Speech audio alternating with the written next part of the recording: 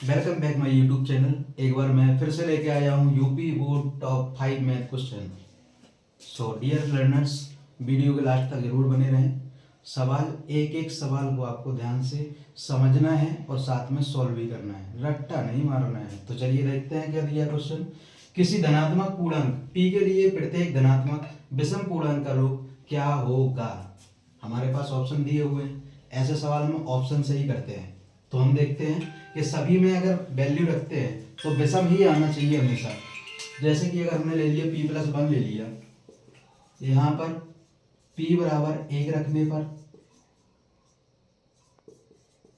तो ये 1+1 2 आ रहा है, तो ये विषम नहीं होगा, रॉन्ग हो जाएगा।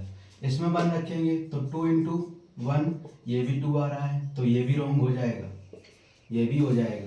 अब यहाँ पे ऑप्शन नंबर लास्ट वाला जो दे रखा है 2p+1, इसमें p बराबर 1 रखते हैं, p बराबर 1 रखते हैं, तो इसमें देखो क्या आता है 2 इंटू 1+1, 2 इंटू 2+1 इक्वल टू 3 आ गया। अगर हम इसी में p बराबर 2 और रख कर देख लेते हैं तो पता चल जाएगा विषम आ रहा है या नहीं आ रहा है। तो p बराबर 2 रखने पर तो ये आ जाएगा 2 इंटू 2+1, 2 2 जा 4 +1 5। यस, ये भी विषम आ रहा है, ये भी विषम आ रहा है, तो ये हमारा डी ऑप्शन सही हो जाएगा। चलिए चलते हैं क्वेश्चन नंबर सेकंड की ओर। क्वेश्चन नंबर सेकंड में दे रखा है यदि tan theta 2ab upon a square minus B square cos theta का मान क्या होगा। सॉल्व करते हैं, देखते हैं क्या दे रखा है इसमें। tan theta equal to 2ab upon a square minus B square दे रखा है। tan थीटा का मान दे रखा है, ठीक है। तो हम देख लेते हैं, ये a मान लेते हैं, ये b और c। ओके, ये हो गया हमारा आधार, ये लंब, ये कर्ण। ओके, अब हमें यहाँ पे लंब दे रखा है 2ab और आधार दे रखा है a square minus B square, क्योंकि tan थीटा होता क्या है, लंब बटे आधार, लंब बटे आधार। इसको हम याद करेंगे लाल बटे कक्का से, लाल बटे कक्का से। साइन लंब बटे कर्ण, कॉस आधार बटे कर्ण, tan लंब बटे आधार, और बकाया जो बचे हैं जस्ट इसके अपोजिट हो जाते हैं, ठीक है। तो हम देख लेते हैं, हमारे पास लंब बटे आधार दे रखा है 2ab a square minus B square. कर्ण स्क्वायर क्या होगा, तो ac होता क्या है, अंडर रूट a b का स्क्वायर प्लस b c का स्क्वायर। ए बी स्क्वायर कितना दे रखा है, A B a square minus B square का whole square plus B C दे रखा है 2ab। बंद कर।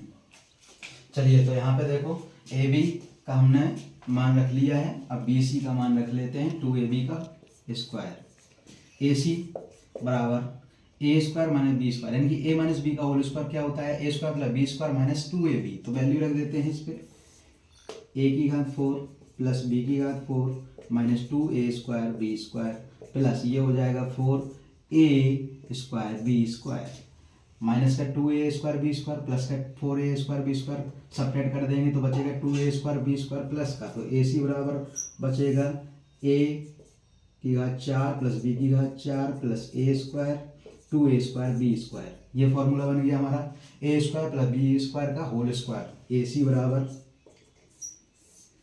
ए स्क्वायर प्लस बी स्क्वायर का होल स्क्वायर, तो अंडर रूट से ये कैंसिल हो जाएगा, तो ए सी हमारा आ गया A square plus B square. Cos theta की वैल्यू पूछी है, cos theta is equal to आधार बटे कर्ण, आधार बटे कर्ण।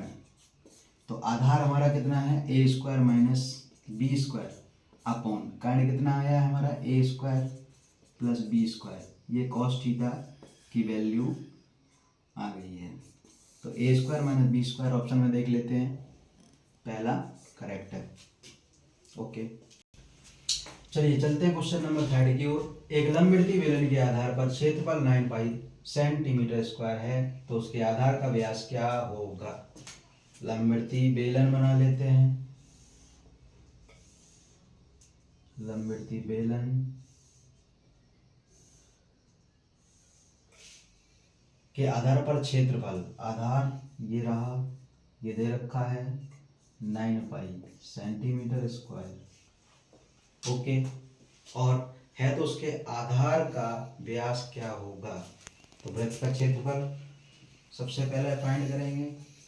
वृत्त का क्षेत्रफल होता है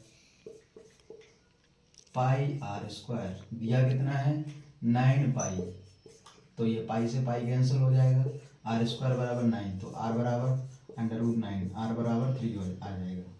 और उसके आधार का व्यास, व्यास हमेशा त्रिज्या की दुगनी होती है, व्यास हमेशा त्रिज्या की दुगनी होती है, त्रिज्या की दुगनी होती है, तो क्या हो जाएगा त्रिज्या की दुगनी 2r, तो r बराबर 3, r बराबर 3 आया तो r बराबर 3 रखने पर, r बराबर 3 रखने पर, तो ये हमारा आ जाएगा 2 × 3 = 6 सेंटीमीटर। ऑप्शन में दे रखा है 6 centimetre, option number D is the correct. चलिए क्वेश्चन नंबर 4, थर्ड की ओर चलते हैं। थर्ड तो हो गया, फोर्थ की ओर चलते हैं। क्वेश्चन नंबर 4, 3 के प्रथम 5 गुणजों का योग है। सॉल्व करते हैं।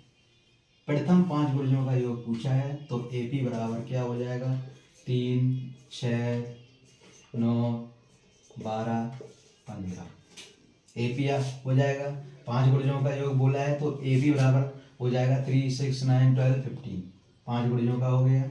अब इसमें देखो n बराबर 5, और ये A दे रखा है 3, और ये AN दे रखा है 15। फॉर्मूला क्या होता है SN का, n/2 A प्लस AN, तो n/2 दे रखा है, n दे रखा है हमारा 5/2, A दे रखा है 3 प्लस AN दे रखा है 15, 15 3 18,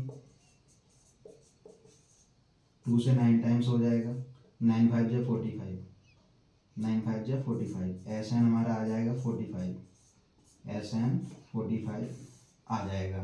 तो इसका योग 5 गुणजों का योग 45 होगा, 45 ऑप्शन में पहले ये is the correct answer. Question number 5 की ओर, रेखा योग में समीकरण x + 2y - 5 = 0 और 4x + 8y - 20 = 0 के हल होंगे। ऑप्शन में दे रखे हैं, देखते हैं कौन सा आता है। चलिए सॉल्व करते हैं। सबसे पहले पहला समीकरण ले लेते हैं, x + 2y - 5 = 0, तो A1 हमारा 1 दे रखा है, और हमारा B1 दे रखा है 2, और C1 दे रखा है -5। ओके, समीकरण नेक्स्ट क्या है, 4x + 8y - 20 = 0। A2 दे रखा है इसमें 4, और B2 दे रखा है इसमें 8, और C2 दे रखा है इसमें -20। अब हम इसको लिख लेते हैं A1/A2, B1/B2, C1/C2, A1/A2, A1/A2 है कि A1 1 है और A2 4 है। यहाँ पे B1/B2 देख लेते हैं, तो B1/B2, B1 हमारा 2 दे रखा है और B2 हमारा 8 दे रखा है, 2 एकम 2 और 2 चौको 8, तो हमारा B1/B2 भी 1/4 होगा। C1 और C2 जो दे रखा है वो हमारा कितना है -5/-20, माइनस से माइनस कैंसिल, 5 बन जा 5, 5 4 जा 20, तो ये 1/4 आ जाएगा। हमारा ये आएगा ना करके A1/A2, B1/B2, C1/C2। अगर ये तीनों समान है तो हमारी संपाती रेखा होती है। अगर तीनों समान हैं तो संपाती रेखाएं होंगी। अगर ये तीनों समान है तो संपाती रेखा होगी, तो इसीलिए इसका हल होगा, इसलिए इसका हल अपरिमित रूप से अनेक हल होंगे, अपरिमित रूप से अनेक हल होंगे। तो सारे पांचों क्वेश्चन, ये वाला मोस्ट इम्पोर्टेंट है, मोस्ट इम्पोर्टेंट डियर लर्नर, इसको पूरे 5 क्वेश्चन को आपको बहुत अच्छे से सॉल्व करना है, रटना नहीं है, सिर्फ समझना है। अगर वीडियो अच्छा लगे तो कमेंट करके बताइए, और भी वीडियो हम अपलोड करेंगे अगर अच्छा लग रहा है आपको। जय हिंद, जय भारत।